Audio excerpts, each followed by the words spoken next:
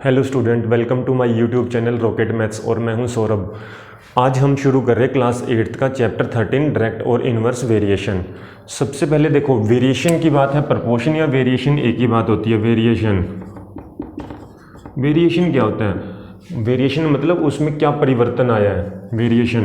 Very क्या करा है उसमें, एक क्वांटिटी के बढ़ने से या घटने से दूसरी क्वांटिटी पर क्या इफेक्ट पड़ रहा है।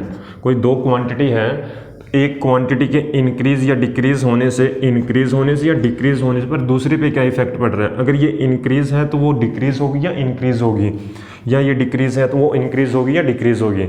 तो दूसरी क्वांटिटी पर क्या इफेक्ट पड़ रहा है, तो हम कहेंगे ये वेरिएशन। एक के चेंज होने पर दूसरे पर क्या चेंजेस आ रही है, उसको वेरिएशन बोलते हैं। अब वेरिएशन भी टू टाइप्स के होते हैं। कौन कौन से? टू टाइप्स के। फर्स्ट है हमारे पास डायरेक्ट वेरिएशन। डायरेक्ट का मतलब क्या है, एक क्वांटिटी के इंक्रीज होने से जो दूसरी क्वांटिटी है y, उस पर क्या इफेक्ट पड़ रहा है, वो भी इंक्रीज हो रही है।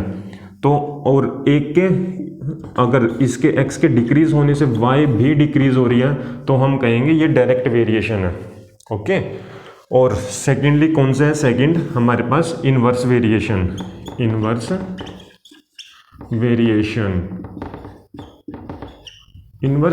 का मतलब x कोई क्वांटिटी है, उसके इंक्रीज होने से दूसरी डिक्रीज होएगी। एक के इंक्रीज होने से दूसरी डिक्रीज हो रही है, और एक के डिक्रीज होने से, मान के चलो x डिक्रीज हो रहा है तो y क्या होगा? इंक्रीज होगा। ये एक दूसरे के इन्वर्सली वेरिएशन है। इनमें रिलेशन क्या है? इन्वर्सली प्रोपोर्शन है दोनों के बीच में। और इनके बीच में ये कह रहा है हम दोनों बढ़ेंगे, हम दोनों इकट्ठे बढ़ेंगे या दोनों इकट्ठे घटेंगे, तो हम उसको बोलेंगे उसको डायरेक्ट वेरिएशन। और चेक करना है आपने x और y के बीच में क्या रिलेशन है। अगर x इंक्रीज हो रहा है और y डिक्रीज हो रहा है तो हम कहेंगे ये इन्वर्सली वेरिएशन है। तो ये कहता है हम एक बढ़ेगा तो दूसरा घटेगा, हम साथ साथ नहीं होंगे। ये कह रहा है हम साथ चलेंगे, ये कह रहा है हम इन्वर्सली एक दूसरे के विपरीत चलेंगे। एक बढ़ रहा है तो मैं घटूंगा, ये कह रहा है मैं घटूंगा तो मैं बढ़ूंगा, तो हम कहेंगे ये इन्वर्स वेरिएशन है। समझिए इतना। और क्या इस चैप्टर में है, अगर कोई डायरेक्ट वेरिएशन की बात होएगी तो फॉर्मूला कौन सा यूज़ करना है आपने?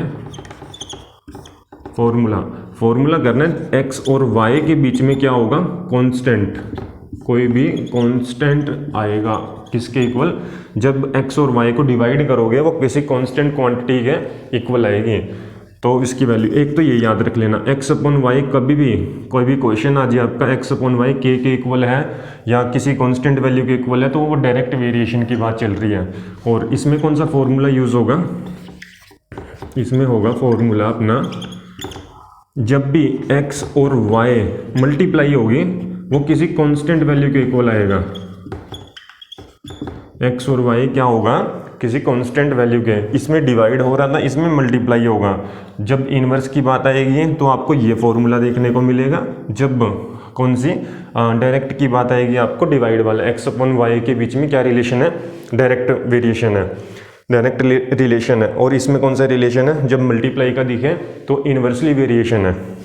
ओके, चलो ठीक है, बस यही था अपना कंक्लूजन पूरे चैप्टर का। डिटेल में हम अब पढ़ेंगे।